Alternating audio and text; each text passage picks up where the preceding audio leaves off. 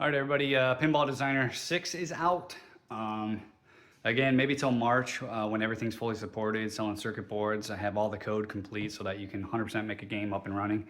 Um, right now, there's just a bunch of small things missing. Like I added in this version tilt and tilt warning. So I added a tilt bob switch by default to the cabinet. If it reads that and there's a ball in play, it'll hit tilt warning, and then whatever, you can set how many tilt warnings you want. Anyway, I'll go through a bunch of updates after this. In general, this coming Saturday, I'm meeting up with a local homebrew guy.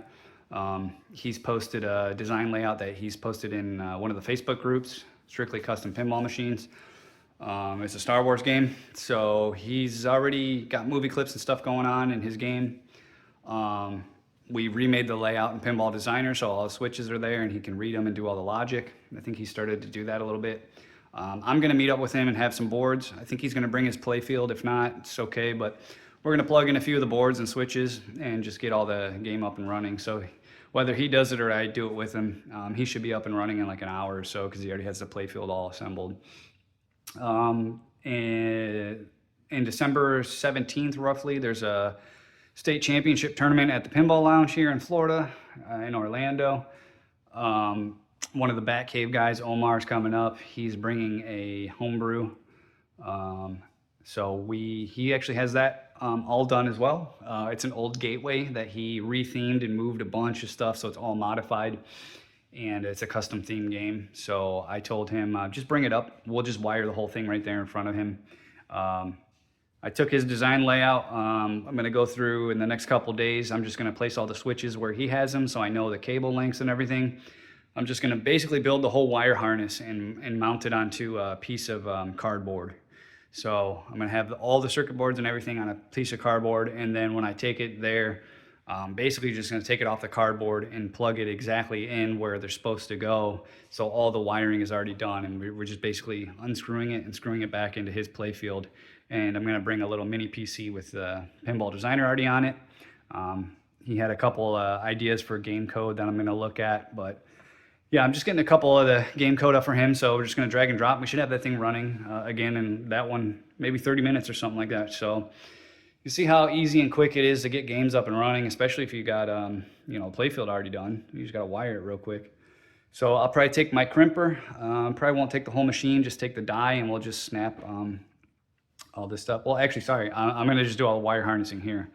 For the other guy, I could probably take it and maybe we'll crimp some wires there, but be super quick. Anything else that's coming up? I have a bunch of other homebrew guys. I know most of the people that have my software, they're looking to do homebrew games. So trying to iterate on circuit boards. I just got new circuit boards designed. Just changed a couple pins and some things. Anyway, got those coming in. I'll have some more on stock for demo boards for people to use. Yeah, that's about it. I just wanted to do a quick release update for version 6. So when you load in, by default, you'll see that you get the two in-lane ball guides here on the left and right. Before I just had some static wires here, so that is in there. The flippers, actually, the original rubbers were the wrong size. You can't really see it here, but I changed the flipper rubber thickness so they actually look correct and they'll be sized correctly when you're playing your game. What else do we got? I did all the updated for the manufacturing wiring, the manufacturing wire underneath the hood. So I showed that in another video.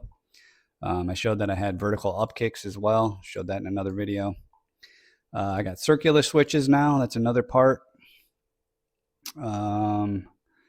What else? If you go up here into table settings, you'll see now you can put how many balls you have for the machine.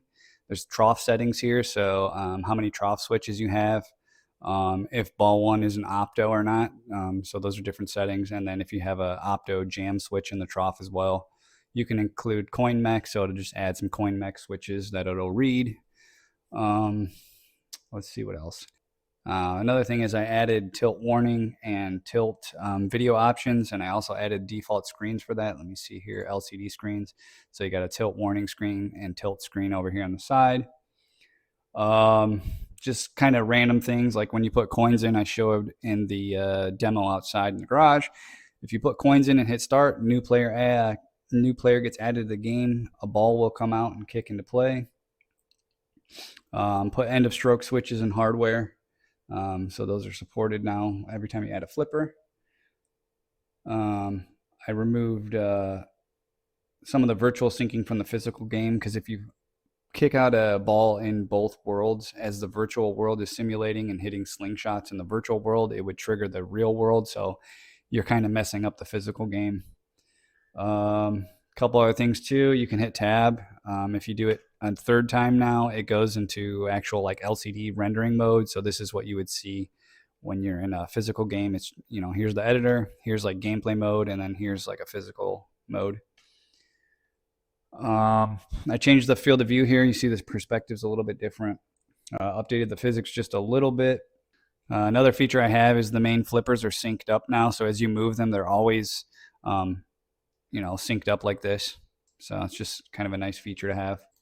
Also put in support for high score screens, so you can select the main game mode will have like the grand champ and everything high scores, but you can also go into any code sequence and say, hey, track this as a high score mode, and it just automatically tracks it for you, and it'll bring this screen up. So over here where it says like new grand champion, if you have a different mode or something, it'll say like mode 1, 2, 3, whatever you want to track, and then change the flippers. So you'll eventually be able to change the fonts in the background here. And then, this will just handle reading the flippers, getting the different letters. And then when you hit the start button, enter, and then you go to the back, and I think that'll say end right there, but there you go. So you hit that and you get out.